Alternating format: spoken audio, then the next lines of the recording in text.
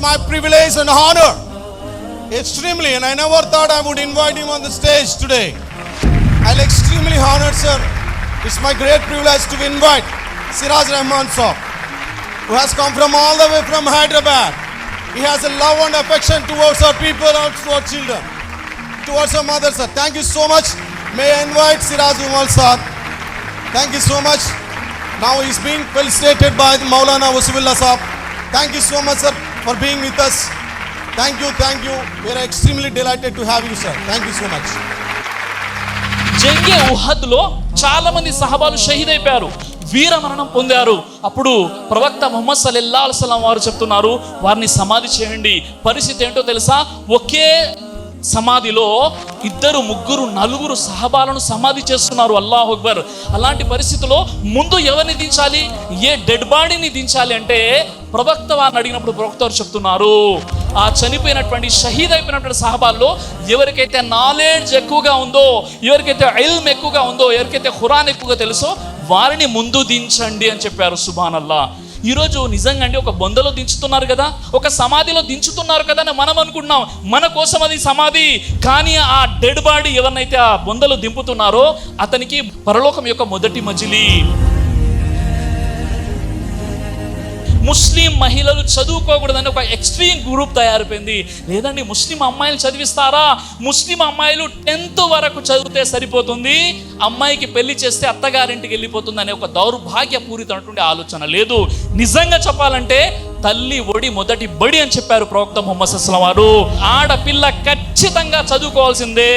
తల్లి చదువుకుంటే పిల్లలు చదువుకుంటారు, తల్లి గ్రాడ్యుయేట్ అయితే పిల్లలు పోస్ట్ గ్రాడ్యుయేట్ అవుతారు, తల్లి పోస్ట్ గ్రాడ్యుయేట్ అయితే పిల్లలు పిహెచ్డి అవుతారు, తల్లి పిహెచ్డి అయితే పిల్లలు ఐఏఎస్ ఐపీఎస్ వరకు సివిల్ సర్వీసెస్లో రాణిస్తారు. కాబట్టి ముస్లిం ఆడపిల్లలు చదువుకోవాల్సినటువంటి అవసరం ఎంతైనా ఉంది.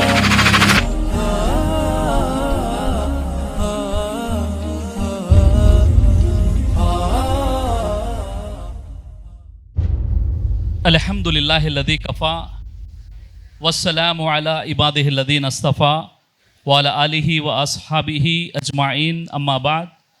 అఊదు బిల్లాహి సమీఉల్ అలీమ్ మినష్ షైతానిర్ రజీమ్ మిన్ హమ్జిహి వ నఫ్ఖిహి వ నఫ్సి. బిస్మిల్లాహిర్ రహ్మానిర్ రహీం. ఇన్నల్లాహ లా యుగయ్యిరు మా బిఖౌమిన్ హత్తా యుగయ్యిరు మా బిఅన్ఫుసిహిం.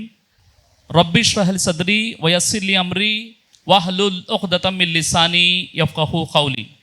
అనంత కరుణామయుడు, అపార కృపాశీలుడు, ఆయన చక్రవర్తి, ఎంతో పరిశుద్ధుడు, సురక్షితుడు, శాంతి ప్రదాత, సంరక్షకుడు, సర్వాధికుడు, సర్వోత్తముడు, సజీవుడు, నిత్యుడు, అనంతుడు, అగోచరుడు, జీవిత సహచరి లేనివాడు, తల్లి, తండ్రి, కుమారుడు, కుమార్తెలు అనే సంసారిక సుఖ దుఃఖాలు వర్తించని పరమ పవిత్రుడు అల్లా సృష్టి వ్యూహాన్ని రచించేవాడు, దానిని అమలుపరిచేవాడు, ఆపై దాని ప్రకారం రూపకల్పన చేసేవాడు, విశ్వవిఖ్యాత నైతిక సార్వభౌముడు, కాలగతిని మార్చివేసిన శూరుడు, ప్రపంచ విప్లవాల్లో అత్యద్భుతమైన విప్లవాన్ని లేవదీసిన మేటి యోధుడు, మూఢ జనాన్ని మహాజ్ఞానులుగా మార్చివేసిన అద్వితీయ సంస్కర్త, బానిసలను పాలకులుగా మార్చిన అనుపమ ప్రతిభాశాలి, జీవనదాయక ఇస్లాం సందేశాన్ని మానవాళికి అందజేసిన మానవ మహోపకారి, విశ్వ ప్రవక్తల నాయకుడు, సత్యవంతుడు, విశ్వసనీయుడు, నిజాయితీపరుడు, కరికంబలిధారి, హరిత గుమ్మటవాసి, జగద్గురువు, అంతిమ దైవ ప్రవక్త, రహ్మతలిల్ ఆలమీన్, ఇమాముల్ అంబియా, ఖాతమ నబీ ముహమ్మదు రసూలుల్లాహ్ సల్లల్లాహు అలైహి వసల్లం వారిపై అల్లాహ్ యొక్క శాంతి, కారుణ్యం మరియు శుభాలు వర్షించుగాక. అల్లాహుమ్మ సల్లి అలా ముహమ్మద్ వాలా అలీ ముహమ్మద్ వబారిక్ వసల్లిం. వేదికను అలంకరించినటువంటి గౌరవనీయులు పెద్దలు, Maulana Abdul Kalam Azad charitable educational trust యొక్క వ్యవస్థాపకులైనటువంటి మౌలానా వసీవుల్లా నద్వీ మదనీ గారు, అలాగే వారి యొక్క పుత్ర రత్నాలు అయినటువంటి ఉసామా గారు, మొహమ్మద్ గారు, అదేవిధంగా ఈరోజు వేదికను అలంకరించినటువంటి ముఖ్య అతిథులు, గౌరవ అతిథులైనటువంటి మన రెహమతుల్లా గారు, ముష్తాక్ గారు, అదేవిధంగా ఇతర పెద్దలు ఎవరైతే శ్రీనివాస్ గారు ఉన్నారు, కోటేశ్వర్ ఉన్నారు, శ్రీకాంత్ గారు ఉన్నారు, ఎవరైతే పెద్దలు ఉన్నారో, అలాగే మా లక్కీ ఉస్మాన్ గారు ముందు కూర్చొని ఉన్నారు, ఇంకా ఎవరైతే నేటి కార్యక్రమానికి ముఖ్య అతిథులుగా విచ్చేస్తారో వీరందరినీ కూడా బాల బాలికలు, పేరెంట్స్, మీ అందరినీ కూడా నేను ఇస్లామీయ పద్ధతిలో ఆహ్వానిస్తున్నాను. అస్సలాము అలైకుం వరహ్మతుల్లాహి వబరకాతు. దీని అర్థం అల్లాహ్ యొక్క శాంతి, కారుణ్యం మరియు శుభాలు మీ అందరి జీవితాలపై వర్షించుగాక, ఆమీన్. నేను ముందుగా మనందరి సృష్టికర్త అయినటువంటి అల్లాహకు సహస్రాది కృతజ్ఞత అభివందనాలు తెలుపుకున్నాను. ఎందుకంటే ఈమాన్ అనేటటువంటి ఒక గొప్ప అదృష్టాన్ని అల్లాహ్ మనకు ప్రసాదించాడు. ఇస్లాం ధర్మాన్ని తెలుసుకొని ఇస్లాంని ఆచరిస్తూ మానవతా దృక్పథంతో జీవితం గడిపేటటువంటి ఒక గొప్ప అవకాశాన్ని కూడా అల్లాహ్ సుబ్హానహు వ తఆలా మనందరికీ కూడా ప్రసాదించాడు. కాబట్టి అయితే సోదరులారా, సోదరిమణులారా, ఎంత కాన్సన్ట్రేషన్గా వింటే దానికి వచ్చే లాభం ఏంటో చెప్తాను.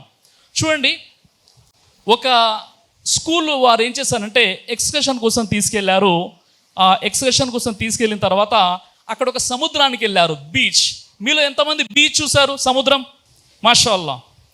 అయితే సముద్రం దగ్గరికి తీసుకెళ్ళిన తర్వాత స్టూడెంట్స్ ఏం చేశారంటే అందులో కొన్ని గ్రూప్స్ ఏర్పడి వారు ఏం చేస్తారు, కొంతమంది సముద్రం దగ్గరికి వెళ్ళిన తర్వాత వారిలో కొంతమంది అక్కడ పల్లీలు, బఠానీలు కనిపిస్తే అవి తినడానికి అక్కడికి వెళ్ళిపోయారు. మరికొంతమంది ఏం చేశారు, అక్కడ గప్చుప్ కనిపించింది, పానీపూరి గప్చుప్ కనగానే అక్కడ కొంతమంది వెళ్ళిపోయారు. ఆ తర్వాత మరికొంతమంది ఏం చేశారంటే అక్కడ ఐస్ క్రీమ్ అమ్ముతుంటే ఐస్ క్రీమ్ దగ్గరికి వెళ్ళి ఐస్ క్రీమ్ కొంటున్నారు. మరికొంతమంది ఏం చేశారంటే ఆ సముద్రము దగ్గర ఉన్నటువంటి కలర్ఫుల్ రాళ్ళు ఏవైతే ఉంటాయో, షెల్స్ ఉంటాయో, వాటిని వెతుక్కున్నారు. మరికొంతమంది ఏం చేశారంటే ఇంకా కాస్త ప్రయత్నం చేసి ఆ ముత్యాలను ఏరుకున్నారు అక్కడ. అంటే అక్కడ ఉన్నటువంటి మైండ్ సెట్ని బట్టి వారు ఆ పని చేశారు. ఇప్పుడు మనం ఇక్కడ అద్భుతమైనటువంటి ముత్యాల లాంటి మాటలు తీసుకెళ్తామా, పానీపూరి లాంటి మాటలు తీసుకెళ్తామా, పల్లి బఠానీల లాంటి మాటలు తీసుకెళ్తాం అనేది మన మైండ్ సెట్ పై ఆధారపడి ఉంటుంది. ఎంతైతే కాన్సన్ట్రేషన్ మనం చేస్తామో అంత లాభాన్ని మనం పొందవచ్చు. ఉదాహరణకి ఒక మంచి బావి ఉంది, మంచి తియ్యటి వాటర్ ఉంది. ఒక వ్యక్తి బాటిల్ తీసుకొస్తే బాటిల్ నిండా తీసుకెళ్తున్నాడు. ఒక వ్యక్తి గ్లాస్ తీసుకొస్తే గ్లాస్లో ఆ లిక్విడ్ తీసుకెళ్తున్నాడు. మరో వ్యక్తి ఒక బిందె తీసుకొచ్చాడు, బిందె నిండా తీసుకెళ్తున్నాడు. ఇంకో వ్యక్తి క్యాన్ తీసుకొచ్చాడు, క్యాన్ నిండా తీసుకెళ్తున్నాడు. మరొక వ్యక్తి ఏం చేశాడంటే ఇక్కడ బోర్ పెట్టేసి కరెంట్ కనెక్షన్ ఇచ్చేసి బటన్ ఆన్ చేశాడు. ఎంతైతే వాటర్ కావాలో అంత వెళ్ళిపోతుంది. కాబట్టి వారి యొక్క మైండ్ సెట్ పై ఆధారపడి ఉంటుంది. ఇప్పుడు మనం ఏ మైండ్ సెట్లో ఇక్కడ కూర్చున్నామంటే ఇది ఒక విశ్వవిద్యాలయం, ఇది మాకాసెట్ అనేది ఇప్పుడు అల్హమ్దుల్లా సిబిఎస్ఈ పర్మిషన్ వచ్చింది. ఒక అద్భుతంగా ఆంధ్రప్రదేశ్ రాష్ట్రంలోనే కాకుండా భారతదేశం మొత్తం కూడా ఈ మదర్సా వైపున ఇప్పుడు చూడాలి. మదర్సా అంటే ఇలా ఉండాలి. ఈ మోడర్న్ ఎడ్యుకేషన్ దీనియాతో పాటు ఇక్కడ హిఫ్జ్ ఉంది, ఆలిమేత్ ఉంది, దీనియాత్ ఉంది, దాంతోపాటు సిబిఎస్ఈ సిలబస్ మోడర్న్ ఎడ్యుకేషన్. కాబట్టి ఆ అఖ్లాఖ్తో అలాంటి భావాలతో మనం ఇక్కడ కూర్చోవాలి. అయితే అల్హమ్దులిల్లా ముఖ్యంగా ఇక్కడ ధార్మిక పండితులు ఉన్నారు, తర్వాత మన ముస్లిం పేరెంట్స్ ఉన్నారు, మన అతిథులు హైందవ సోదరులు ఉన్నారు, సోదరిమణులు ఉన్నారు. చాలా మందిలో ఒక అపోహ ఏంటంటే ముస్లిం సమాజం విద్య, ఎడ్యుకేషన్పై ఎక్కువగా ఫోకస్ చేయదండి. ముస్లిం సమాజంలో ఉన్నటువంటి ఆలోచన ఏంటంటే అమ్మాయిలో 10th అవ్వగానే పెళ్లి చేసేస్తారు.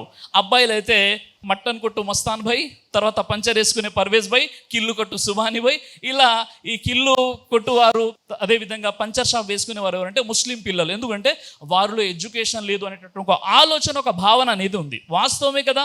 నిజంగా మన ముస్లిం సమాజంలో హయ్యర్ ఎడ్యుకేషన్ వైపునకు ఎందుకు వెళ్ళడం లేదంటే కొన్ని ప్రాబ్లమ్స్ ఉన్నాయి, కొన్ని సమస్యలు ఉన్నాయి. ఆ సమస్యలకు ఇప్పుడు మనం ఫోకస్ చేసే ప్రయత్నం చేద్దాం. ఏమంటారు? ఇన్షాల్లా నేర్చుకునే ప్రయత్నం చేద్దాం. చూడండి, ముఖ్యంగా నేటికి 1400 సంవత్సరాల క్రితం ప్రపంచ పటంలోని చరిత్రని కాస్త మనం చూసినట్లయితే మీకు అక్కడ ఆఫ్రికా, యూరప్ మరియు ఆసియా ఖండాల మధ్య అరబ్బు దేశం కనిపించేది. ఈ అరబ్బు దేశంలో ఉన్నటువంటి పరిస్థితి ఏంటంటే పూర్తి ప్రపంచం ఒకవైపు ఉంటే అరబ్బు దేశం మరోవైపు ఉండేది. ఎందుకంటే అక్షరాస్యత లేదు, విద్యావంతులు లేరు. అరబ్బుల్లో చదువుకున్న వారి పేర్లు వేళ్లలో లెక్కించేవారు అనమాట. అరబ్బులో ఎవరైనా కేవలం చదవడం వస్తే గ్రాడ్యుయేట్, చదవడంతో పాటు రాయడం కూడా వస్తే పోస్ట్ గ్రాడ్యుయేట్గా పరిగణించబడేవాడు. అంటే అరబ్బుల్లో చదువు అనేది ఉండేది కాదు. అలాంటి పరిస్థితుల్లో ప్రవక్త ముహమ్మద్ సల్లల్లాహు అలైహి వసల్లం వారిని అల్లా ప్రవక్తగా ఎన్నుకుంటున్నాడు. ఆ ప్రవక్త వారెవరు?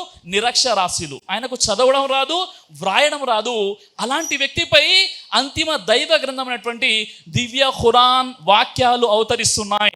సూర్య అల్ అలక్ సూర నంబర్ 96 ఆయత 1 నుండి 5లో బిస్మిల్లాహిర్ రహమానిర్ రహీం ఇఖ్రా బిస్మి రబ్బికల్లదీ ఖలఖల్ ఇన్సాన మిన్ అలక్ ఇఖ్రా వరబ్బుకల్ అక్రమ్ అల్లదీ అల్లమ బిల్ కలం అల్లమల్ ఇన్సాన మా లం యఅలం. ఓ ప్రవక్త పఠించు, సర్వాన్ని సృష్టించిన నీ ప్రభు పేరుతో, ఆయన పేరుకు పోయిన నెత్తుడి ముద్దతో మనిషిని సృష్టించాడు. ఓ ప్రవక్త పఠించు, నీ ప్రభు పరమ దయాలువు, ఆయన కలం ద్వారా మనిషికి జ్ఞానం నేర్పించాడు. అల్లాహు అక్బర్. ఎలాంటి సమాజం అజ్ఞానాంధకారంతో కొట్టుమిటాడుతుంది, విద్యావంతులు లేరు. అలాంటి సమాజంలో, అలాంటి అరబు సమాజంలో ఖురాన్ అవతరిస్తుంది. అది కూడా ఒక నిరక్షరాస్యుడైనటువంటి ప్రవక్త. ఒక ఉమ్మిపై ఏ ఆయతులు అవతరిస్తున్నాయి, ఏ వాక్యాలు?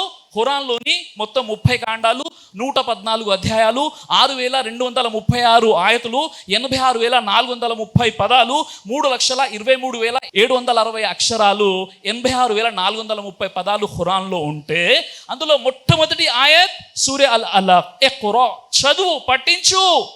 విద్యకు పెద్ద పీఠం వేయడం జరిగింది. చదవండి అంటే ఏం చదవాలి? మోడర్న్ ఎడ్యుకేషనా, దీని తాలీమా, అస్లీ తాలీమా? ఈ విషయం కాదు. చదువు, పఠించు. అది ప్రాపంచిక విద్య కావచ్చు, ధార్మిక విద్య కావచ్చు, చదువు అని చెప్పడం జరిగింది తప్ప ఏ చదువో చెప్పబడలేదు. అంటే ఒక మనిషికి ఉపయోగపడే ఏ విద్య అయినా, నలుగురికి ఉపయోగపడేది, అది ప్రాపంచిక విద్య అయినా, ధార్మిక విద్య అయినా, నలుగురికి ఉపయోగపడే ఒక హునర్ అయినా, ఏదైనా కానీ చదవండి, చదువు అనేటటువంటి వాక్యాలు అవతరించాయి.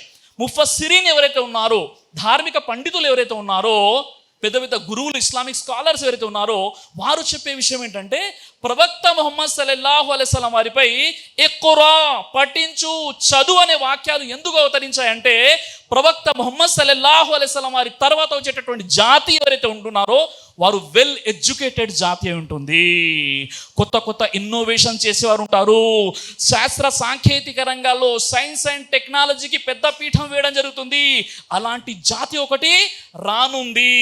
రాబోయే తరాలకు కూడా ఖురాన్ ఉపయోగపడాలి కదా. అందుకే ఖురాన్లో ఇఖ్రా, చదువుతో ప్రారంభమైంది. సుబ్హానల్లా. చదువు అన్న పదాలు ఎందుకు ఉపయోగపడ్డాయి? చూడండి, ప్రవక్త వారి కాలంలో ఆక్స్ఫర్డ్ యూనివర్సిటీ లేదు, హార్వర్డ్ యూనివర్సిటీ లేదు, ఎలాంటి ఎడ్యుకేషన్ లేనటువంటి ఆ జాతి అక్కడ ఖురాన్ ఒక బిగ్ బ్యాంగ్ థియరీ గురించి ఖురాన్ వాక్యాలు, ఎంబ్రాలజీ గురించి, అదేవిధంగా పూర్తిగా సైన్స్ అండ్ టెక్నాలజీకి సంబంధించి ఖురాన్లో ఒక 1000 కంటే ఎక్కువ ఆయతులు ఉన్నాయి. 1000 కంటే ఎక్కువ ఆయతులు, సైంటిఫిక్ ఎవిడెన్సెస్, సైంటిఫిక్ రిలేటెడ్ ఆయతులు ఖురాన్లో ఉన్నాయి. ఎందుకంటే ప్రవక్త వారి తర్వాత వచ్చే జాతి ఏదైతే ఉంటుందో అది వెల్ ఎడ్యుకేటెడ్ జాతి అయి ఉంటుంది. ఆ జాతిని ఢీ కొట్టాలంటే మీరు ముందు చదువుకోవాలి. ఎడ్యుకేషన్ అనేది మీకు తప్పనిసరిగా ఖచ్చితంగా కావాలి. కాబట్టి ఎడ్యుకేషన్ పై పెద్ద పీఠం వేయడం జరిగింది. ఇది అసలైనటువంటి అంతరార్థం. అయితే ఇక్కడ చాలా వరకు ఏం చేశారంటే దీని ఇల్ము వేరు, అస్రీ ఇల్ము వేరు అని విడతీయడం జరిగింది. వాస్తవంగా దీన్ ఎడ్యుకేషన్కి చాలా ఇంపార్టెన్స్ ఉంది. అలా అని ఖురాన్లో ఎక్కడ కూడా అస్రీ ఇల్ము అంటే ప్రాపంచిక విద్య, మోడర్న్ ఎడ్యుకేషన్ నేర్చుకోకూడదు అని ఎక్కడ కూడా ఖురాన్లో చెప్పబడలేదు. ఇక్కడ మనం ఏం చేసామంటే 2 ఎక్స్ట్రీమ్ వ్యక్తులు మన సొసైటీలో కనిపిస్తుంటారు. కొంతమంది ఏమంటారంటే లేదండి, మన పిల్లల్ని కేవలం హాఫేజ్ మరియు ఆలిం చేస్తే సరిపోతుంది, దీనియా చదివిస్తే సరిపోతుంది అనే ఒక వర్గం ఉంటే, మరొక వర్గం లేదండి, హాఫేజ్లు ఆలింలు దీన్ తాలి నేర్చుకొని ఎలా అండి, ఈ దీన్ తాలికి మనకు భోజనం పెడుతుందా, అన్నం పెడుతుందా? అలా కాదు, డాక్టర్స్, ఇంజనీర్స్ అవ్వాలి మన పిల్లలు, కానీ దీన్ తాలిం అవసరం లేదు. ఈ 2 కూడా చాలా రాంగ్ కాన్సెప్ట్ ఖురాన్ ప్రకారంగా. అది ఎలా అంటే ఖురాన్లో చూడండి, మీరు చాలా వరకు జామియా అన్న పదం వింటారు. జామియా ఇస్లామియా, అష్రఫుల్ ఉలూమ్, జామియా ఇస్లామియా మౌలానా అబ్దుల్ కలాం ఆజాద్, మాకాసెట్ అని చెప్పేసి, జామియా ఇస్లామియా, దారుస్సలాం, జామియా అన్న పదం వింటుంటారు. అసలు ఈ జామియా అనే పదం ఎలా ఉత్పన్నమైంది? జామియా అంటే మస్జిద్. అంటే ఈ మస్జిద్ నుండే జామియా అనే పదం ఏర్పడింది. అంటే విశ్వవిద్యాలయం, యూనివర్సిటీ. ఖురాన్లో చూడండి, అల్లాహ్ అనే పదం మొత్తం ఖురాన్లో 2000 సార్లు వాడబడింది. అంటే 2000 కంటే ఎక్కువ సార్లు అల్లా అనే పదం వాడబడింది. పూర్తి ఖురాన్లో రబ్ అనే పదం 900 కంటే ఎక్కువ సార్లు వాడబడింది. 3వ స్థానంలో ఏం వాడబడిందో తెలుసా? ఇల్మ్, ఐన్, లామ్, మీమ్, ఈ 3 పదాలతో ఉన్నటువంటి ఇల్మ్ అనేటటువంటి పదం 805 సార్లు ఇల్మ్ అనేటటువంటి పదం ఖురాన్లో వాడబడింది. అయితే ఇక్కడ మీరు ఆశ్చర్యపోతారు, మొత్తం ఖురాన్ని మీరు పరిశీలించినట్లయితే ఇక్కడ ఇల్మ్ అనేటటువంటి పదం ఏదైతే ఉందో అస్రీ తాలీం కోసం వేరుగా, అదేవిధంగా దీనీ తాలీం కోసం వేరుగా ఎక్కడ కూడా వాడబడలేదు. ఛాలెంజ్ చేసి చెప్తున్నాను, ఇక్కడ ఉన్నటువంటి ధార్మిక పండితులు సోదరిమణులు చాలా కాన్సన్ట్రేషన్గా ఈ విషయం చూడండి. ఈరోజు మనం ఏం చేస్తామంటే మన సొసైటీలో కొంతమంది మిస్గైడ్ చేశారు. ఏమని మిస్గైడ్ చేశారు? దీనీ తాలీం వేరండి, దునియా తాలీం వేరండి. మన పిల్లలు కేవలం మదర్సాలో కేవలం హాఫేజ్ అలీని చదువుకుంటే సరిపోతుంది, దీనియా చదువుకుంటే సరిపోతుంది అనేది ఒక వర్గం అయితే, మరో వర్గం అసలు ఈ మదర్సాలతో మనకు సంబంధం లేదు, దీని తాలీంతో కూడా సంబంధం లేదని మరొక వర్గం తయారైంది. మధ్యలో సామాన్య ప్రజలు ముస్లింలు నలిగిపోయారు, సర్వనాశనం అయిపోయారు. అది ఎలా చెప్తాను. ఖురాన్లో ఎక్కడ కూడా 805 సార్లు ఇల్మ్ అనే పదం ఎక్కడైతే వాడబడిందో ఎక్కడ కూడా దీన్ మరియు దునియాని వేరు చేసి అల్లా ఎక్కడ కూడా చెప్పలేదు. ఇది నా ఛాలెంజ్. ఉదాహరణకి పెన్ పేపర్ ఉంటే రాసుకోండి, రికార్డ్ చేసుకోండి. ఆ విషయం ఏంటంటే ఈ ఐన్ లామ్ మీమ్ ఇల్మ్ అనేటటువంటి పదము ప్రాపంచిక పరంగా కూడా అల్లా ఉపయోగించాడు. అది ఎక్కడంటే సూరే నమల్ సూర నెంబర్ 27 ఆయత నెంబర్ 16లో సులైమాన్ అలైహిస్సలాం యొక్క ప్రస్తావన అల్లా అక్కడ చేస్తున్నాడు. సులైమాన్ ఇలా అన్నాడు, ఓ ప్రజలారా మాకు పక్షుల భాష నేర్పబడింది. అంటే ఇక్కడ కూడా ఇల్మ్ అనే పదాన్ని అల్లా సుబ్హానహు వ తఆలా ఉపయోగించాడు. పక్షుల భాష మాకు నేర్పబడింది అన్న విషయాన్ని కూడా అక్కడ అల్లా ఇల్మ్ అని చెప్పాడు. అలాగే సూరే అంబియా సూర నెంబర్ 21 ఆయత నెంబర్ 80లో దావూద్ అలైహిస్సలాం వారి యొక్క ప్రస్తావన అక్కడ మీకు కనిపిస్తుంది. దావూద్ అలైహిస్సలాం యొక్క ప్రస్తావన ఏంటంటే మేము దావూదుకు చేనేత వస్త్రాలను తయారు చేసే విద్యను నేర్పించాము. మీరు యుద్ధాలలో రక్షణ పొందడానికి మేము దావూద్కి చేనేత వస్త్రాల విద్యను, ఆ నాలెడ్జ్ని, ఇల్మ్ని నేర్పించాము. అక్కడ కూడా అల్లాహ్ సుబ్హానహు వ తఆలా ఇల్మ్ అని చెప్పాడు. అంటే దావూద్ అలైహిస్సలాం ఏ ప్రవక్త అయితే ఉన్నారో ఆ ప్రవక్త కాలంలో ఇప్పుడు మనం ఇండస్ట్రియల్ రెవల్యూషన్ అని చెప్తాం. అంటే ఇనుము ద్వారా అనేక రకాల వస్తువుల్ని మనిషి తయారు చేశాడు. అందులో యుద్ధ కవచాలు కూడా మనిషి తయారు చేశాడు. ఈరోజు ఏదైతే మనం వస్త్రాలను వేసుకుంటున్నామో దీన్ని అల్లింది ఎవరు? దావూద్ అలైహిస్సలాం. అంటే దావూద్ అలైహిస్సలాంకి వస్త్రాన్ని అల్లేటటువంటి ఆ యొక్క విద్యను మేము నేర్పించామని చెప్పాము. అక్కడ కూడా అల్లాహ్ సుబ్హానహు వ తఆలా ఇల్మ్ అనేటటువంటి పదాన్ని ఉపయోగించాడు. వఅల్లమ్నాహు మేము అనే పదాన్ని ఉపయోగించాడు. చూడండి, ఇబ్నే కసీర్ వారి తఫ్సీర్ ప్రకారంగా ఎక్కడైతే అల్లాహ్ సుబ్హానహు వ తఆలా మేము అనే పదాన్ని ఉపయోగించాడో ప్రజల పట్ల ఎహ్సాన్ చేశాడు.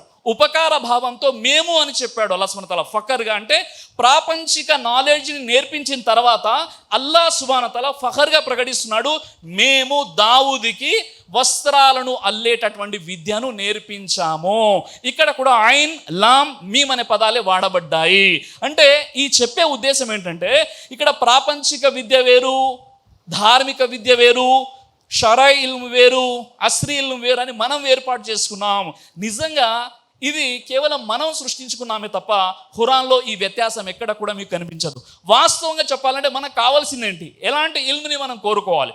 ఇబ్నే మాజా హదీస్ నంబర్ 224 ప్రకారంగా అదేంటంటే అనస్ బిన్ మాలిక్ రదియల్లాహు అన్హు ఖాల్ ఖాల రసూలుల్లాహి సల్లల్లాహు అలైహి వసల్లం తలబుల్ ఇల్ము ఫరీజతున్ అలా కుల్లి ముస్లిమ. అంటే ప్రతి విశ్వసించిన వారికి జ్ఞానాన్ని నేర్చుకోవడం తప్పనిసరి. ఏ జ్ఞానం అండి? అది ఏ జ్ఞానము అంటే మీరు ఇబ్నే మాజా హదీస్ నంబర్ 925లో అల్లాహుమ్మా ఇన్ని అస్అలుకల్ ఇల్మన్ నాఫియా అంటే ప్రయోజనకరమైనటువంటి విద్య. మనకు కావాల్సిందేంటి? ప్రయోజనకరమైనటువంటి విద్య. ఉదాహరణకి ఒక ఆలిం ఉన్నాడు, కానీ చాలా తకబ్బురుగా ఉన్నాడు, చాలా అహంకారంతో ఉన్నాడు, నమాజ్ చదివించట్లేదు. ఆ వ్యక్తికి దీని నాలెడ్జ్ ఉపయోగపడదు. అలాగే ఒక డాక్టర్ ఉన్నాడు, ఆ డాక్టరు చాలా విర్రవీగుతూ చాలా డబ్బులు సంపాదిస్తూ నేనే డాక్టర్ అనే అహంకారంతో ఎక్కువ డబ్బులు వసూలు చేస్తున్నాడు. అతనికి కూడా అది ప్రయోజనకరమైనటువంటి విద్య కాదు.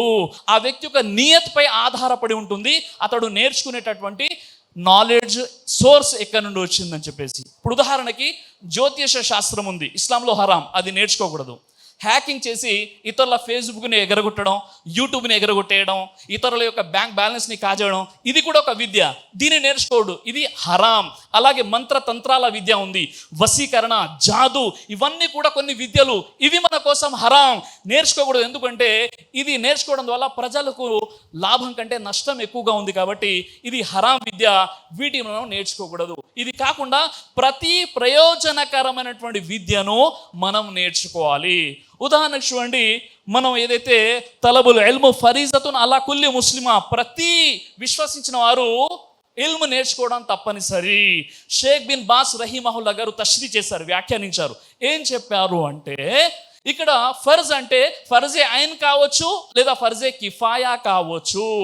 అలాగే తప్పనిసరి అన్న విషయం ఏదైతే ఉందో ఫర్జే ఐన్ అంటే, ఉదాహరణకి ఒక ముస్లింగా పరిగణించబడే వ్యక్తికి బేసిక్ నాలెడ్జ్ తప్పనిసరి. నమాజ్ ఎలా చేయాలి, అఖిదా ఎలా ఉండాలి, అదేవిధంగా రోజాలు ఎలా పాటించాలి, జకాత్ ఎలా తీయాలి, స్థితిమంతుడు హజ్కు వెళ్ళిపోవాలి, ఇది అనమాట బేసిక్ నాలెడ్జ్ తప్పనిసరి ఉండాలి. అలాగే ఫర్జే కిఫాయా అంటే కొంతమంది ఉమ్మత్లో ఎక్స్పర్ట్స్ ఉండాలి, హాఫీజులు ఉండాలి, ఆలిములు ఉండాలి, ఇది తప్పనిసరి అనమాట. ఈ విధంగా అయితే ఆయన ఈ యొక్క హదీస్ యొక్క వ్యాఖ్యానంలో చెప్పిన విషయం ఏంటంటే, ఉమ్మత్తులో ఎవరైతే ఖలీఫా ఉంటారో, ఎవరైతే లీడర్స్ ఉంటారో, ఒకవేళ ముస్లిం సమాజంలో డాక్టర్స్, ఇంజనీర్స్ లేనట్లయితే ఖచ్చితంగా వారికి ట్రైనింగ్ ఇప్పించాలి, డాక్టర్స్ని, ఇంజనీర్స్ని తయారు చేయాలి అని దీనికి తష్రీలో షేక్ బిన్ బాస్ రహీమహుల్లా వారు వ్యాఖ్యానించడం జరిగింది. కాబట్టి ఇక్కడ మనం తెలుసుకోవాల్సిన విషయం ఏంటంటే, ఈరోజు మనం దీని ఇల్ము వేరు, దునియా ఇల్ము వేరు అని ఏదైతే విభజించామో ఇది సరైనటువంటి పద్ధతి కాదు. సోదరులారా, సోదరిమల్లారా, నిజంగా నాలెడ్జ్ అనేది ఇక్కడ ఉన్నటువంటి స్టూడెంట్స్ ఎవరైతే ఉన్నారో వాళ్ళ పేరెంట్స్ని అడగండి. ఇక్కడ పిల్లలు చదువుకున్నారు మాషాల్లా, ఇక్కడ ఎల్కేజీలో నర్సరీలో జాయిన్ చేయించి వెళ్ళిపోతే మాషాల్లా 10th స్టాండర్డ్కి వచ్చేసి తర్వాత ఇప్పుడు ఏంటంటే ఇంటర్మీడియట్లోకి వచ్చేసి ఇంటర్మీడియట్ కూడా పాస్ చేసేసుకొని వెళ్ళిపోతున్నారు.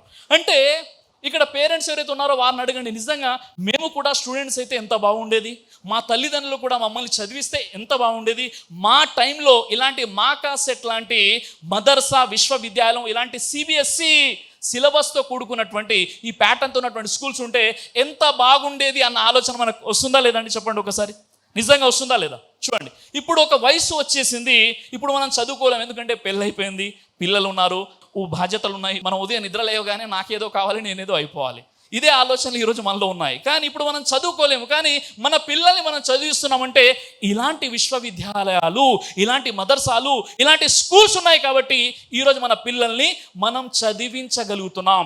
నిజంగా ఈ నాలెడ్జ్ యొక్క ఇంపార్టెంట్ ఏంటో తెలుసుకోండి. ఈరోజు ఏదైతే మనం నేర్చుకుంటున్నామో, నిజంగా షరియత్లో మనం చూసినట్లయితే పెళ్లి చేసుకోవాలంటే ఒక అమ్మాయికి ఏమి ఇవ్వాలండి? ఏమి ఇవ్వాలి? మెహర్ ఇవ్వాలి. వరకట్నం కాదు ఇస్లాంలో, వధు కట్నం. అమ్మాయికి అబ్బాయి మెహర్ చెల్లించి వివాహం చేసుకోవాలి. డబ్బులు లేవనుకోండి, డబ్బులు లేకుంటే ఏమవుతుంది పరిస్థితి?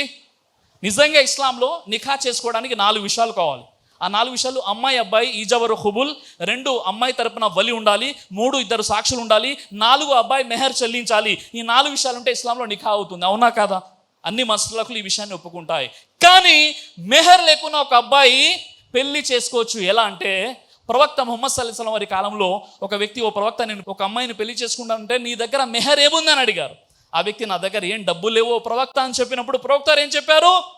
నీకు తెలిసిన ఖురాన్ ఆ వాక్యాలు నీ భార్యకు నేర్పించు, అదే నీ కోసం మెహర్ అని చెప్పారా లేదా? అల్హమ్దుల్లా, ఇల్మ్ యొక్క ఇంపార్టెన్స్ అది.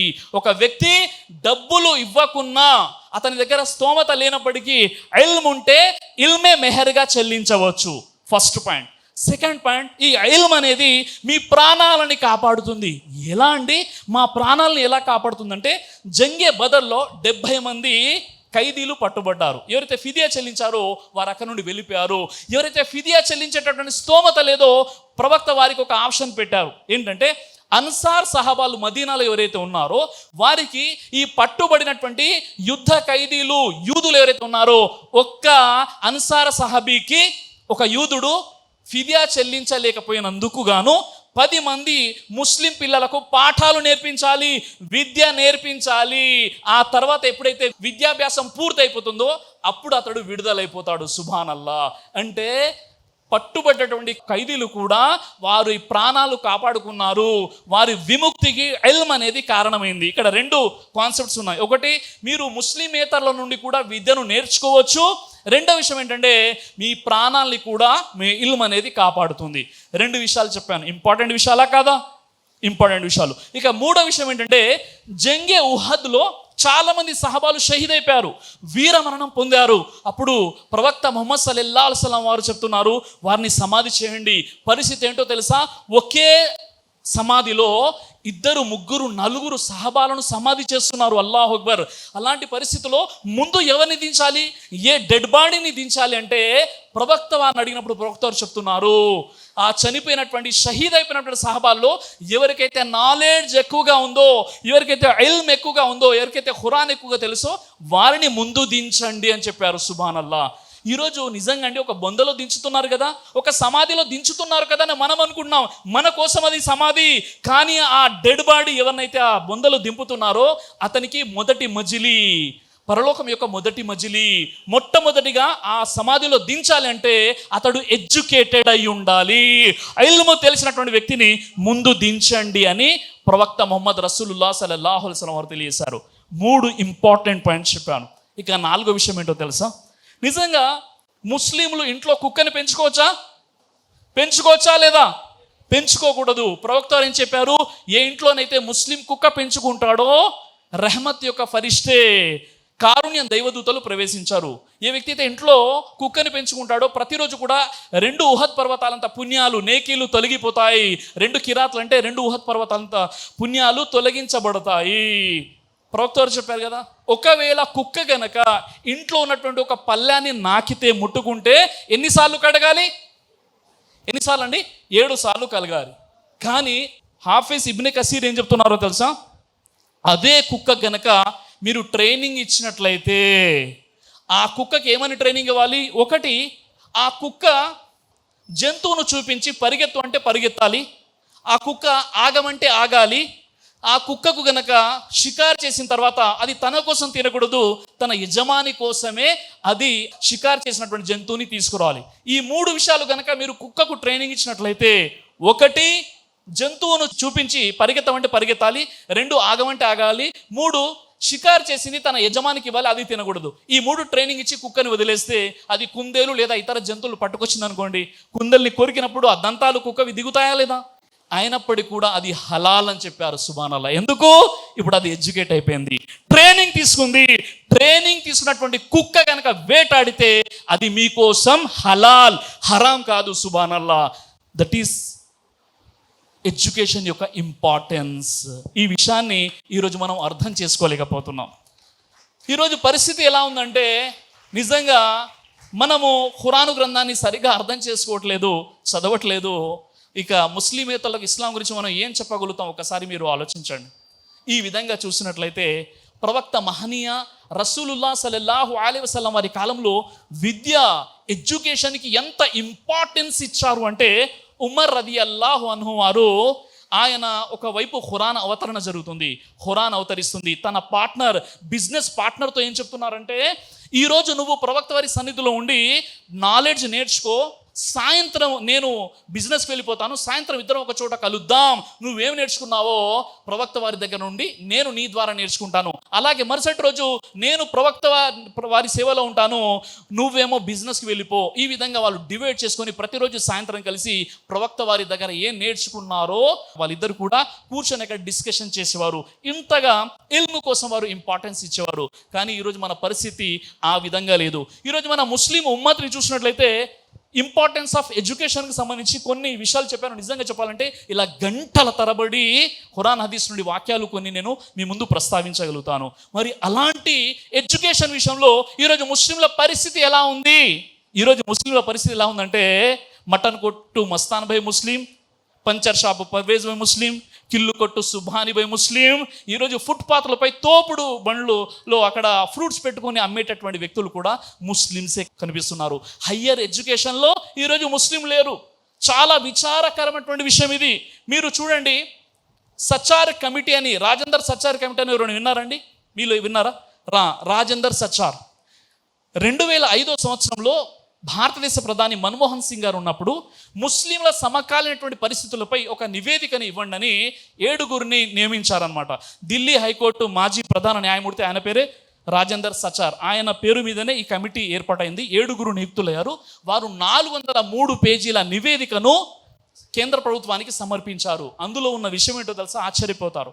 భారతదేశ ముస్లింలు ఎస్సీ మరియు ఎస్టీల కంటే, షెడ్యూల్ కులాల కంటే, షెడ్యూల్డ్ వర్గాల కంటే కూడా దిగజారిన పరిస్థితిలో ఉన్నారు విద్యారంగంలో. ఇది ముస్లింల యొక్క పరిస్థితి.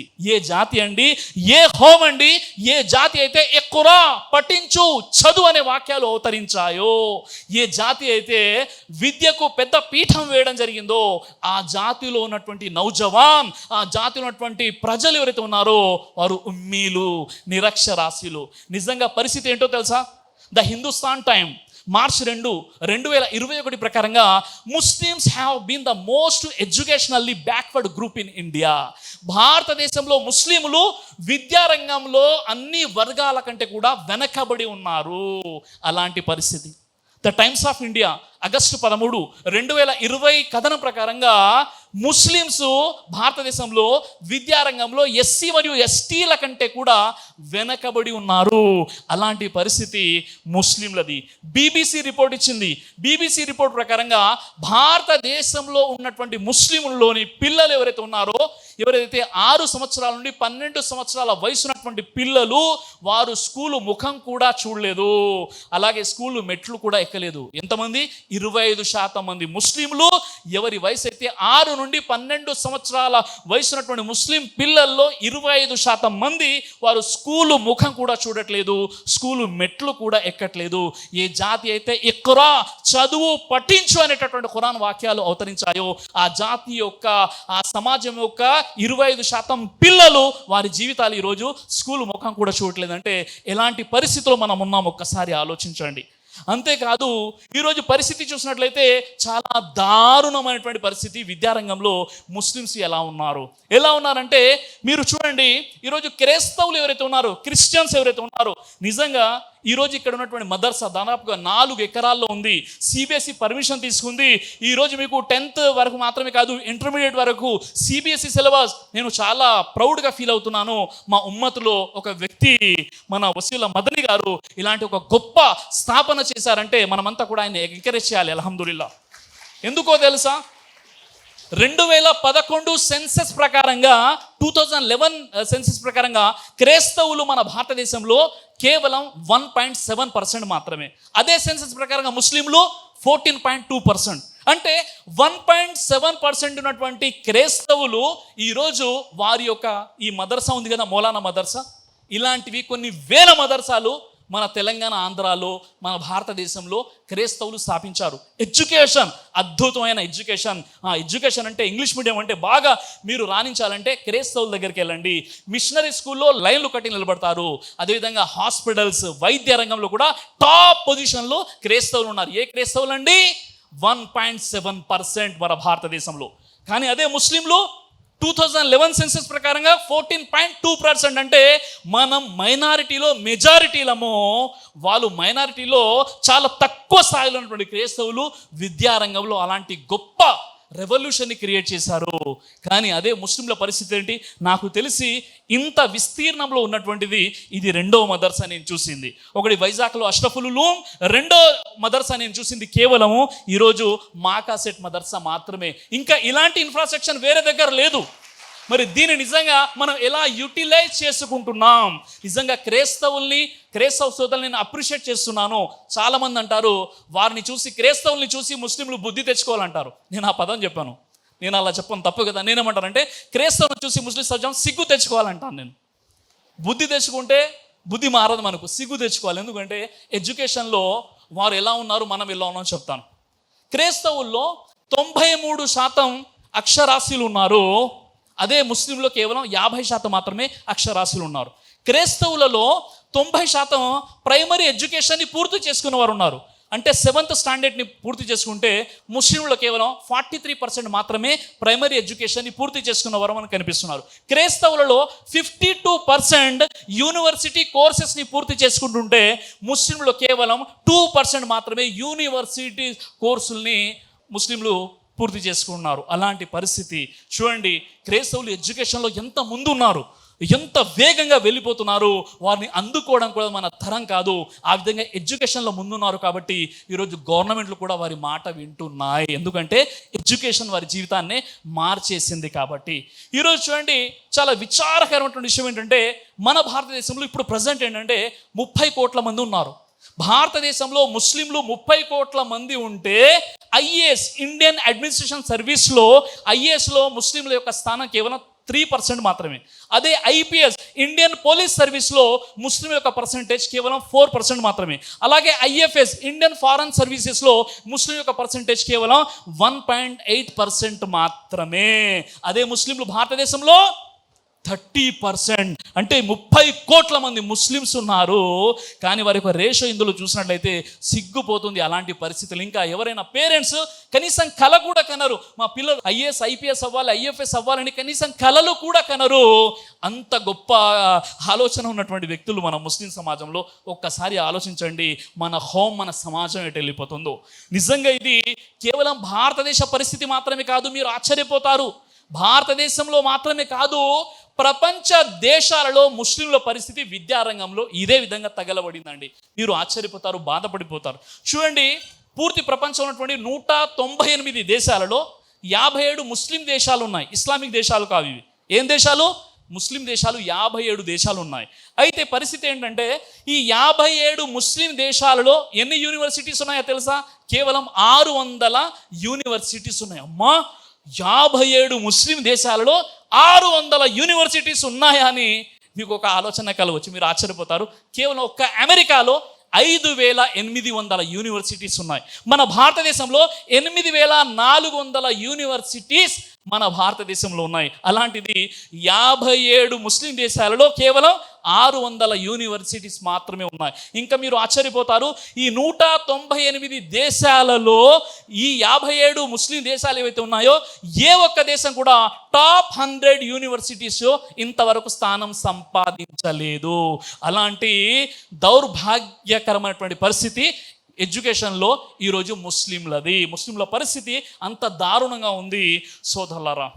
చూడండి, ఇక్కడ పరిస్థితి ఎంత అధ్వానంగా ఉంది అంటే, నిజంగా చెప్పాలి అంటే ఈరోజు ఎడ్యుకేషన్పై మన ముస్లిం సమాజం యొక్క ఆలోచన చూస్తే చాలా బాధ అనిపిస్తుంది. అదేంటంటే ఒక అమెరికా, యుఎస్ మీరు తీసుకున్నట్లయితే ప్రతి సంవత్సరం ఎడ్యుకేషన్పై $1.3 ట్రిలియన్ కేవలం అమెరికా ఖర్చు పెడుతుంది ఎడ్యుకేషన్పై.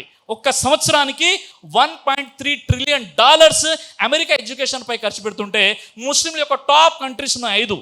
ఏదది? Saudi Arab, UAE, Qatar, Egypt, Pakistan. ఈ 5 దేశాలు అన్ని కలిపి $140 బిలియన్ ఖర్చు పెడుతుంది. చాలా ఆశ్చర్యకరమైన విషయం. $140 బిలియన్ ఈ 5 దేశాలు కలిపి ఎడ్యుకేషన్పై ఖర్చు పెడుతుంటే కేవలం ఒక అమెరికా $1.3 ట్రిలియన్ ఎడ్యుకేషన్పై ఖర్చు పెడుతున్నాయి. అలాగే చైనా దేశం ఉంది. చైనా ప్రతి సంవత్సరం $564 బిలియన్ ఖర్చు పెడుతుంటే ఈ 5 ముస్లిం దేశాలు కేవలం $140 బిలియన్ మాత్రమే ఖర్చు పెడుతుంది. ఇలాంటి అధ్వానకరమైనటువంటి పరిస్థితి. పూర్తి అరబు దేశాలు కలిపి కేవలం 4% మాత్రమే సైంటిఫిక్ లిటరేచర్ని అందజేస్తుంది. అదే మీరు చూసినట్లయితే పూర్తి అరబు దేశాలు సంవత్సరానికి 300 బుక్స్ని ట్రాన్స్లేట్ చేస్తుంటే కేవలం ఒక స్పెయిన్ ప్రతి సంవత్సరం కూడా 10,000 బుక్స్ ట్రాన్స్లేట్ చేస్తుంది. గ్రీక్ ప్రతి సంవత్సరం 1,500 బుక్స్ని ట్రాన్స్లేట్ చేస్తుంది. ఒక అమెరికా వారు రీసెర్చ్ అండ్ డెవలప్మెంట్పై $405 బిలియన్ ఖర్చు పెడుతుంటే ఈ పూర్తి ముస్లిం కంట్రీస్ మొత్తం కలిపి కూడా కేవలం $23 బిలియన్ మాత్రమే ఖర్చు పెడుతుంది. అంటే మనకు నిజంగా ఈరోజు పరిస్థితి ఏంటంటే మన భారతదేశంలో కాదు, పూర్తి ప్రపంచంలో ప్రతి నలుగురిలో ఒకడు ముస్లిం, ప్రతి నలుగురిలో ఒక వ్యక్తి ముస్లిం పూర్తి ప్రపంచంలో. కానీ పరిస్థితి ఏంటి? మనం ఒక విమానం కొనాలి, ఏరోప్లేన్ కొనాలంటే అమెరికాపై ఆధారపడాలి. ఒక ఎస్కలేటర్, ఇప్పుడు మౌలానా గారు ఒక లిఫ్ట్ వేశారు, లిఫ్ట్లో వెళ్ళాము, లిఫ్ట్ ఓపెనింగ్ జరిగింది కదా, లిఫ్ట్ చూసారా మీరంతా? లిఫ్ట్ కొనాలంటే యూరోప్పై ఆధారపడాలి. రేపటి రోజు ఇక్కడ మనం ఈ మదర్సాలో విమానం కొనాలంటే ఎక్కడి నుండి ఆధారపడాలి? అమెరికాపై. ఆశ్చర్యపోతారు. సౌదీ అరబ్లో ఉమ్రా చేసిన తర్వాత జానిమాజులు ఉంటున్నారు కదా, ఆ జానిమాజులు మేడ్ ఇన్ చైనా వాడు తయారు చేసినటువంటి జానిమాజుల్ని అక్కడ నుండి పట్టేసుకొస్తున్నాం మనం ఘనకార్యం చేసినట్లు. అక్కడెక్కడ కూడా ఒక ముస్లిం కంట్రీ పేరుండదు. అంత ఎందుకు దిగజారిపోయామంటే ఎడ్యుకేషన్పై పెద్ద పీఠం వేయలేదు సోదరులారా. ఎడ్యుకేషన్పై పెద్ద పీఠం వేయని కారణంగా ఈరోజు పరిస్థితి ఏంటంటే ముస్లిం మహిళలు చదువుకోకూడదని ఒక ఎక్స్ట్రీమ్ గ్రూప్ తయారైపోయింది. లేదండి, ముస్లిం అమ్మాయిలు చదివిస్తారా? ముస్లిం అమ్మాయిలు 10th వరకు చదివితే సరిపోతుంది, అమ్మాయికి పెళ్లి చేస్తే అత్తగారింటికి వెళ్ళిపోతుంది అనే ఒక దౌర్భాగ్యపూరితమైనటువంటి ఆలోచన లేదు. నిజంగా చెప్పాలంటే తల్లి ఒడి మొదటి బడి అని చెప్పారు ప్రవక్త ముహమ్మద్ సల్లల్లాహు అలైహి వసల్లం వారు. ఒక తల్లి ముందు చదువుకోవాలి, ఒక అమ్మాయి ఆడపిల్ల ఖచ్చితంగా చదువుకోవాల్సిందే. ఒకవేళ ఇంట్లో ఒక అమ్మాయి తల్లి చదువుకుంటే పిల్లలు చదువుకుంటారు, తల్లి గ్రాడ్యుయేట్ అయితే పిల్లలు పోస్ట్ గ్రాడ్యుయేట్ అవుతారు, తల్లి పోస్ట్ గ్రాడ్యుయేట్ అయితే పిల్లలు పిహెచ్డి అవుతారు, తల్లి పిహెచ్డి అయితే పిల్లలు ఐఏఎస్ ఐపీఎస్ వరకు సివిల్ సర్వీసెస్లో రాణిస్తారు. కాబట్టి ముస్లిం ఆడపిల్లలు చదువుకోవాల్సినటువంటి అవసరం ఎంతైనా ఉంది. కానీ యునెస్కో రిపోర్ట్ ఏం చెప్తుందో తెలుసా? యునెస్కో రిపోర్ట్ చెప్తుంది చాలా బాధాకరమైనటువంటి విషయం ఏంటంటే ముస్లిమేతర మహిళలు 62% మందికి చదవడం రాయడం వస్తే అదే ముస్లిం యొక్క మహిళలకు కేవలం 52% మాత్రమే వారికి చదవడం రాయడం వచ్చు. అంటే ముస్లిం సమాజంలోని 48% 48% ముస్లిం మహిళలకు అసలు చదవడం రాదు, రాయడం రాదు. అలాంటి కుటుంబంలో పుట్టినటువంటి పిల్లలు ఎలా విద్యావంతులు అవుతారు? ఎలా చదువుకోగలుగుతారు? ఒక్కసారి ఆలోచించండి. ఈరోజు ముస్లింలు 33% బిలో పావర్టీ లైన్లో ఉన్నారు. దారిద్ర్య రేఖకు దిగువన 33% మంది ముస్లిమ్స్ ఉన్నారంటే కారణం ఏంటో తెలుసా? ఎడ్యుకేషన్ లేకపోవడం. ఈ ఎడ్యుకేషనే ఈరోజు మనకు ఒక గౌరవాన్ని ప్రసాదిస్తుంది. సూరే ముజాదిలా 58 ఆయత్ నంబర్ 11లో మేము విద్యావంతుల స్థానాలను పెంచుతాము, వారి యొక్క స్థానాలను పెంచుతామని అల్లాహ్ సుబ్హానహు వ తఆలా చేశాడు ఎడ్యుకేషన్ కారణంగా. అలాగే ఖురాన్లో మీరు చూడండి, ఎక్కడ కూడా పెంచండి, అభివృద్ధి పరచండి అని అల్లాహ్ సుబ్హానహు వ తఆలా ఎక్కడ కూడా ఆయతులు చెప్పలేదు. కానీ ఖురాన్లో అల్లాహ్ సుబ్హానహు వ తఆలా రబ్బీ జిద్ని ఇల్మా, ఓ అల్లాహ్ నా జ్ఞానాన్ని పెంచు, అభివృద్ధి పరచు అని కేవలం ఒకే ఒక విషయంలో చెప్పాడు, అదే ఇల్మ్. దానికే మనం దూరంగా అయిపోయాము. మనం డబ్బు మాయలో లేదా సొసైటీలో వేరే వేరే పనులు మనం పడిపోయాం. కానీ నాలెడ్జ్ విషయంలో మాత్రం ఈరోజు మన పరిస్థితి చాలా దారుణంగా ఉంది. ఇక్కడ ఉన్నటువంటి సోదరులు ముస్లిమ్స్ ఎవరైతే ఉన్నారో, ముస్లింల యొక్క జీవిత లక్ష్యం ఏంటో తెలుసా మీకు? ముస్లింల యొక్క ముసల్మాను కా జిందగీ కా మక్సద్ క్యా హై? ముస్లింల యొక్క జీవిత పర్పస్ ఆఫ్ హ్యూమన్ లైఫ్ ఏంటి? ముస్లింల యొక్క జీవిత లక్ష్యం ఏంటంటే, నేను ఎక్కువగా ప్రోగ్రామ్స్ తిరుగుతుంటాను కదా, 3 లేదా 4 విషయాలు నేను ముస్లింల నుండి విన్నానండి. మొట్టమొదటి విషయం ఏంటో తెలుసా? నేను ఒక సొంత ఇల్లు కట్టుకోవాలి, మొదటి విషయం. రెండో విషయం ఏంటో తెలుసా? మా పిల్లల పెళ్ళిళ్ళు ధూమ్ధామ్గా చేయాలి. మూడో విషయం ఏంటో తెలుసా? ఈ బాధ్యత పూర్తయిన తర్వాత నేను హజ్కి వెళ్ళి వస్తానండి, హజ్ యాత్ర, పవిత్ర హజ్ యాత్రకి వస్తాను. మూడో విషయం. 4వ విషయం ఎవరైనా చెప్పగలుగుతారా? 4వ విషయం బిర్యానీ తినాలి. 4 కోరికలు ఈరోజు ముస్లిం సమాజంలో ఉన్నాయి. నేను చాలా వరకు రీసెర్చ్ చేసి నేను చెప్తున్నాను, ఈ 4 విషయాలు ఉన్నాయి. అంటే ముస్లింలు నిజంగా చెప్పాలంటే బ్రతకడం కోసం తినడం లేదు, తినడం కోసం బ్రతుకుతున్నారు. నిజంగా ముస్లింల ఇళ్లలో బిర్యానీలు, నాన్ వెజ్లు, ఫుడ్పై పెట్టే ఖర్చు ముస్లిమేతర సమాజంలో ధనవంతులు కూడా పెట్టారు. ఛాలెంజ్ చేసి చెప్తున్నాను, అవునా కదా? ముస్లిం సమాజంలో పెళ్ళిళ్ళు అయినా, అఖీఖలు అయినా, వలిమాలైనా ఎంత ధూమ్ధామ్గా చేస్తారండి. లక్షల రూపాయలు ఖర్చు పెడతారు. నౌజ్బిల్లా డబ్బు లేనట్లయితే ఎక్కడి నుండి తీసుకొస్తారు? ఫైనాన్స్ నుండి కూడా తీసుకొస్తారు. ఉన్న ప్రాపర్టీస్ కూడా అమ్ముతారే తప్ప షాన్ మే ఫరఖ్ నియానా. ఏం చేస్తారు? డబ్బులు ఖర్చు పెట్టి బిర్యానీలు తినిపిస్తారు, తింటారు. అవునా కదా? ఒక ముస్లిం అనబడేవాడు రోజు 1000 రూపాయలు సంపాదిస్తే మీరు ఆశ్చర్యపోతారు, సర్వే రిపోర్ట్ చెప్తున్నాయి 700 రూపాయలు ఎగరగొట్టేస్తున్నాడు ఒక ముస్లిం. అదే ముస్లిమేతర సమాజాలు పిల్లల ఎడ్యుకేషన్పై ఫోకస్ చేస్తున్నాయి. వారిని చూసి మనం నేర్చుకోవాలా లేదా? నేర్చుకోవాలి కదా. చూడండి సోదరులారా, ఈరోజు పెళ్ళిళ్ళ పట్ల ఏదైతే డబ్బులు ఖర్చు పెడుతున్నామో ఇది నిజంగా చెప్పాలంటే ప్రవక్త వారి సున్నత్కి వ్యతిరేకం. కాబట్టి అమ్మాయి పెళ్ళిని చాలా సింపుల్గా జరిపించండి అంటే మనం ఎక్కువ ఖర్చు పెట్టేస్తున్నాం. నిజంగా ఎక్కడైతే ఖర్చు పెట్టాలో అక్కడ కంజూసి పిసినారితనం వచ్చింది. ఎక్కడ ఖర్చు పెట్టాలి? మదర్సాలో 35,000 రూపాయలు తీసుకుంటారా? ఇక్కడ ఒక్క రోజులో అఖీఖాలో వీడు 1,00,000 రూపాయలు ఎగరగొట్టేస్తున్నాడు. అక్కడ సంవత్సరానికి ఫుడ్ పెట్టి మంచి ఎడ్యుకేషన్ ఇస్తున్నారంటే 35,000 కట్టాలండి మదర్సా మౌలానా గారు అని అడిగే వీళ్ళు, అదే అఖీఖాలో పెళ్ళిళ్ళలో 1,00,000 రూపాయలు ఖర్చు పెడుతున్నారా లేదా? ఖర్చు పెట్టేస్తున్నారు కదండి. అలాగే ముస్లింల దగ్గర ఈరోజు కాస్ట్లీ మొబైల్స్ ఉన్నాయి, ఆండ్రాయిడ్ మొబైల్స్ ఉన్నాయి, ఐఫోన్స్ ఉన్నాయి, పెళ్ళిళ్ళు ఎక్కువగా ఖర్చు పెడుతున్నారు. కానీ పిల్లల ఎడ్యుకేషన్పై మాత్రం ముస్లింలు ఖర్చు పెట్టట్లేదు. రిపోర్ట్ చెప్తున్నాయి. చాలా బాధాకరమైన విషయం. సోదరులారా, మీ పిల్లలకు మీరు బిల్డింగ్లో, పంట పొలాలు, ఇంకేదో బంగారం ఇప్పించడం కాదు. సోదరిమణులు ఇక్కడ బాలికలు కూర్చొని ఉన్నారు. మీ పిల్లలకు ఇక్కడ పేరెంట్స్ సోదరిమణులు కూడా ఉన్నారు కదండి. అమ్మాయి పెళ్ళని బంగారం కొన్న వాళ్ళు ఉన్నారా? అమ్మాయి పెళ్ళని బంగారం కొన్నవారు ఎంతమంది ఉన్నారు? చేయి పైకి లేపట్టండి. ఉన్నారు కదా. ఆయన ఎత్తరు ఏమో, సిరాజుర్ రెహమాన్ గారు అడుగుతారేమో అని చెప్పేసి. అయ్యో మదర్సా మౌలానా గారు చూస్తే మా ఫీజు పెంచేస్తారయ్యా, బంగారం ఉంది మా దగ్గర అని. అలా ఏం కాదు. చూడండి, ఏదైతే బంగారం మీ దగ్గర ఉందో, మీ అమ్మాయి పెళ్లి కోసం కొన్నారు కదా, మీ అమ్మాయికి బంగారం ఇప్పించడం కాదు, బంగారం లాంటి ఎడ్యుకేషన్ ఇప్పించండి మీ అమ్మాయికి. ఆ డబ్బులు, ఆ గోల్డ్ని ఎడ్యుకేషన్పై ఖర్చు పెట్టండి. ఎందుకో తెలుసా అండి, ఈ బంగారం ఈ రోజు ఉంటుంది, రేపు అప్పులు అయిపోయాయని చెప్పేసి అమ్మేసుకుంటారు.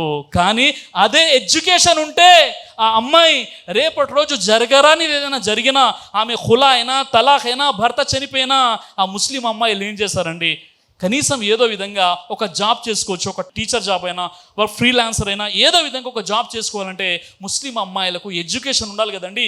ఎడ్యుకేషన్ లేకుండా వారి జీవితం ఎలా ముందుకు కొనసాగుతుందో ఒకసారి చూడండి. కనీసం ట్యూషన్స్ చెప్పు, స్కూల్లో జాయిన్ అయిపోయి ఒక టీచర్గా ఏదో విధంగా చదువుకుంటే 100 దారులు మీకు కనిపిస్తాయి. కాబట్టి బంగారం కొనాలి, ఆస్తులు కొనాలి ఉంటే కొనండి. అంతకంటే ఎక్కువగా ఎడ్యుకేషన్పై ఖర్చు పెట్టండి. ఎడ్యుకేషన్పై ఖర్చు పెట్టాల్సినటువంటి అవసరం ఈరోజు ముస్లిం సమాజానికి ఎంతైనా ఉంది. కానీ ఈరోజు ముస్లిం సమాజం పలావులు, బిర్యానీలు, పెళ్ళిళ్ళు, హకీకాలు ధూమ్ధామ్గా చేసినంతగా ఎడ్యుకేషన్పై ఖర్చు పెట్టకపోవడం చాలా విచారకరమైనటువంటి విషయం. కాబట్టి ఈ విషయాన్ని కూడా ఒకసారి అర్థం చేసుకునేటటువంటి ప్రయత్నం చేయండి సోదరులారా, సోదరిమల్లారా.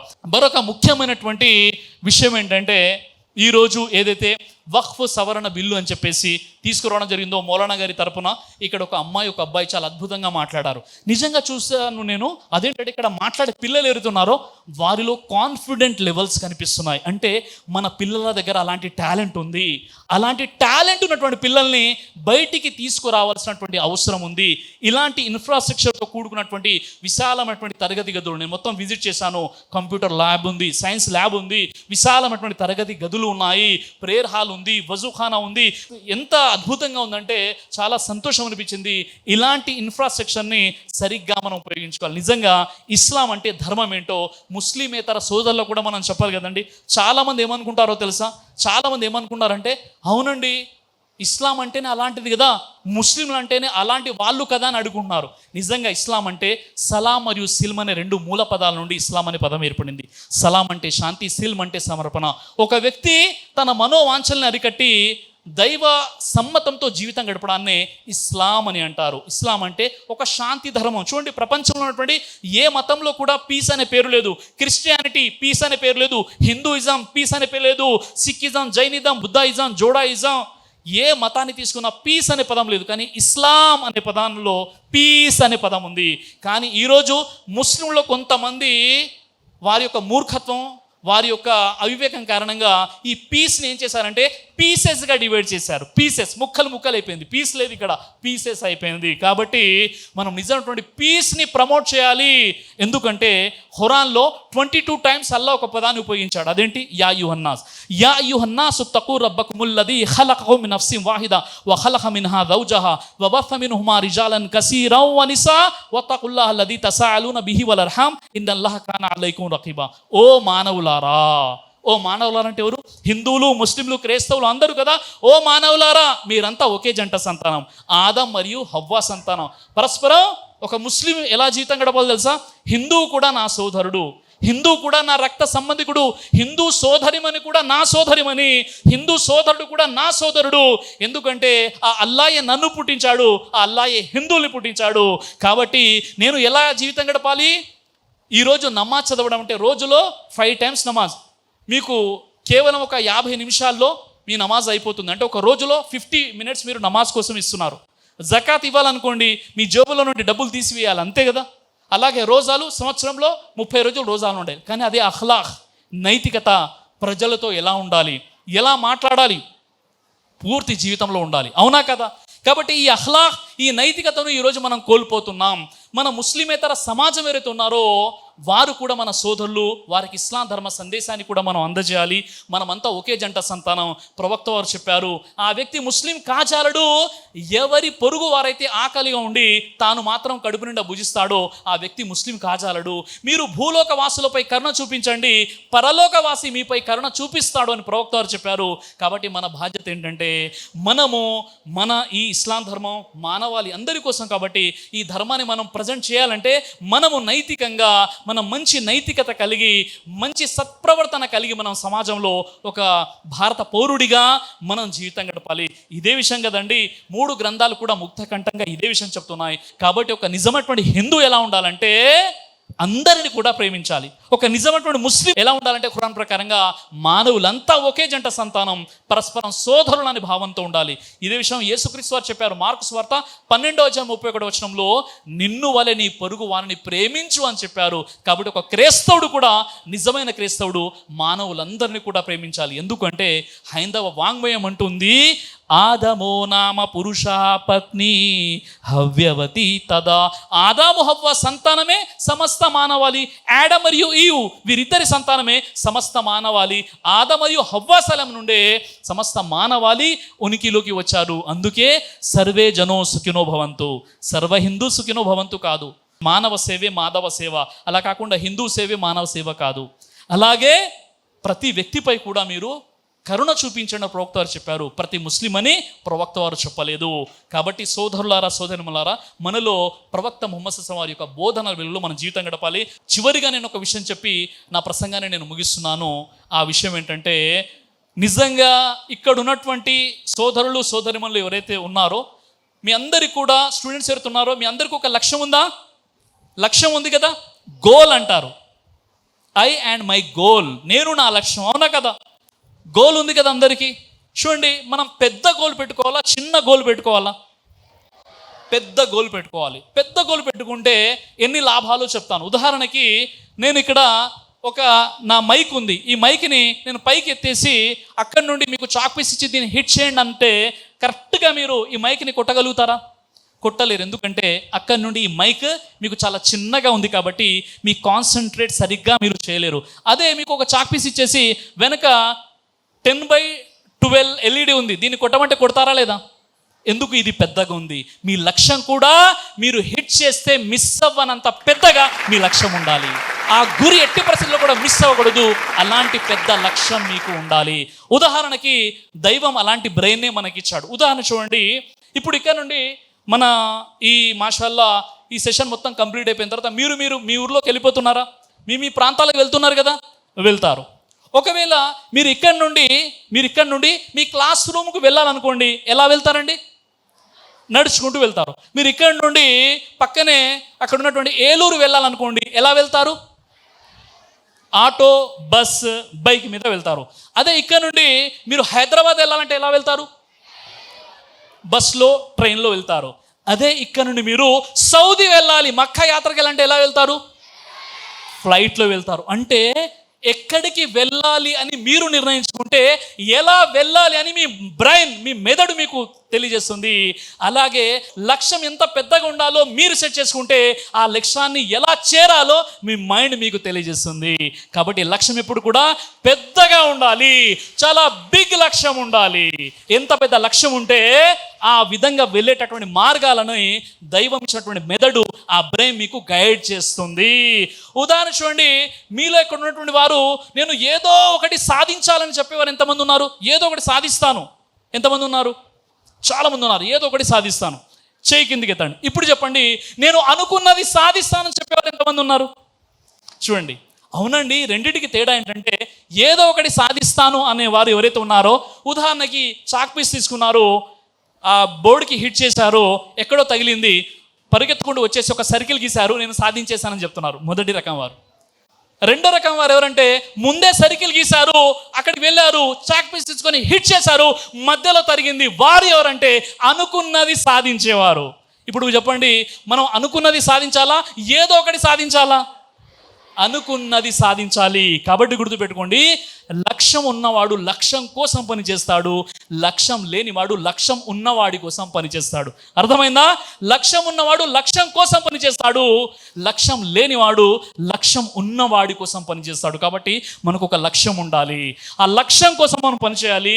అల్హమ్దులిల్లా ఈరోజు Maulana Abdul Kalam Azad charitable and educational trust ఏదైతే ఉందో, ఈ ఆధ్వర్యంలో ఏర్పాటు చేసినటువంటి ఈ కార్యక్రమం ఏదైతే ఉందో, అల్హమ్దులిల్లా ఇక్కడ ఉన్నటువంటి బాలికలను చూసి చాలా సంతోషంగా ఉంది, పేరెంట్స్ని చూసి కూడా చాలా సంతోషంగా ఉంది. మంచి ఇన్ఫ్రాస్ట్రక్చర్ ఉంది, మంచి పీస్ఫుల్ వాతావరణం ఉంది, మంచి ఫుడ్ ఫెసిలిటీస్ ఉంది, మంచి తరగతి గదులు ఉన్నాయి, అనేక రకాల ఫెసిలిటీస్ ఉన్నాయి. కాబట్టి మన ఉమ్మతులో ఈ విషయం తెలియదు. కాబట్టి ప్రతి వ్యక్తి, ప్రతి పేరెంట్ కూడా ఈ విషయం బయటికి వెళ్ళి చెప్పేసి ఇన్షా అల్లా ఈ క్యాంపస్లో ఇప్పుడు హౌస్ఫుల్ యొక్క బోర్డు పెట్టాలి. ఇక మేము అడ్మిషన్లు తీసుకోలేము, ఇలాంటి ఇంకో విశ్వవిద్యాలయాన్ని మేము ఒక ఫ్రాంచైజ్ వేరే చోట ఒక బ్రాంచ్ పెట్టాలి అన్న ఆలోచన రావాలి. అంతగా అడ్మిషన్స్ ఫుల్ అవ్వాలంటే మనం ఏం చేయాలి? ఇక్కడ నుండి వెళ్ళిపోయిన తర్వాత మన బంధువులు, మన మిత్రులు, మన ప్రాంతంలో ఉన్న వారికి ఇక్కడ నుండి ఫెసిలిటీస్ గురించి చెప్పాలి. ఇన్షాల్లా చెబుతాం కదా. ఇన్షాల్లా మరో సెషన్లో ఖచ్చితంగా మనం కలుద్దాం. ఈరోజు వేదికను అలంకరించినటువంటి గౌరవనీయులు, అదేవిధంగా ముఖ్య అతిథులు, ముఖ్యంగా మన ఫౌండర్ ప్రెసిడెంట్ అయినటువంటి వసీవుల్లా నద్వీ మదనీ గారు, వారి యొక్క పిల్లలు, ఇక్కడ ఉన్నటువంటి పేరెంట్స్, మీ అందరికీ కూడా మరొకసారి నేను మనవి చేసుకున్నాను. ఇన్షాల్లా ఎడ్యుకేషన్ విషయంలో ఎప్పుడు కూడా మీరు కాంప్రమైజ్ అవ్వకండి. మీ పిల్లలకు మీరు ఇచ్చేటువంటి గిఫ్ట్ ఏంటంటే మంచి ఎడ్యుకేషన్. ఇన్షాల్లా నేను అల్లాతో దువా చేస్తున్నాను, ఎంతమంది అయితే పిల్లలు ఇక్కడ ఉన్నారో అల్లా సుబ్హానహు వ తఆలా వారికి ఒక మంచి భవిష్యత్తుని ప్రసాదించుగాక, వారిని ఒక గొప్ప భారత పౌరులుగా తీర్చిదిద్దుగాక, పూర్తి ప్రపంచానికి జ్ఞాన జ్యోతిని పంచేటటువంటి బాలికలను ఈ మదర్సా నుండి అల్లా సుబ్హానహు వ తఆలా తీర్చిదిద్దుగాక. ఓ అల్లా, నా ఈ దేశాన్ని మతోన్మాదము నుండి, మారణ హోమము నుండి, మానవత్వం మరిచిన మృగాల నుండి, నరరూప రాక్షసుల నుండి నా ఈ దేశాన్ని కాపాడు. ఆమీన్. జై హింద్. దైవ ప్రవక్త ముహమ్మద్ సల్లల్లాహు అలైహి వసల్లం వారు తెలియజేశారు, కడుపుకు సంబంధించినటువంటి అన్ని రకాల వ్యాధులకు అద్భుతమైనటువంటి ఔషధం తల్బీనా. ఇది దైవ ప్రవక్త వారి సున్నత్, మంచి ఆహారం, ఇమ్యూనిటీ బూస్టర్, ఇందులో షిఫా ఉంది. ఇది మంచి ఔషధంగా కూడా పనిచేస్తుంది. కాబట్టి పిల్లలు అయినా పెద్దలు అయినా ఎవరైనా దీనిని ఉపయోగించవచ్చు. అలాగే ఖురాన్లో దైవం తెలియజేశాడు, తేనెలో మీకు స్వస్థత ఉంది అని. కాబట్టి స్వచ్ఛమైనటువంటి ఫారెస్ట్ హనీ కోసం మీరు సంప్రదించండి. అలాగే పురుషుల కోసం ప్రత్యేకంగా తయారు చేయబడినటువంటి షాహీ హల్వా, ఇది లైంగిక సమస్యలను దూరం చేసి శృంగార సామర్థ్యాన్ని పెంచుతుంది, మీ దాంపత్య జీవితంలో మంచి అనుభూతినిస్తుంది. ఇందులో ఎలాంటి సైడ్ ఎఫెక్ట్స్ లేవు. ఇది కంప్లీట్గా హెర్బల్ ప్రొడక్ట్స్తో తయారు చేయబడినటువంటిది. కాబట్టి స్క్రీన్ పై కనిపిస్తున్నటువంటి ఈ నెంబర్స్కి కాల్ చేసి మీరు ఇప్పుడే ఈ ప్రొడక్ట్స్ని ఆర్డర్ చేసుకోవచ్చు. కొరియర్ ఫెసిలిటీ కూడా ఉంది. ఆలస్యం ఎందుకు, వెంటనే ఆర్డర్ చేయండి.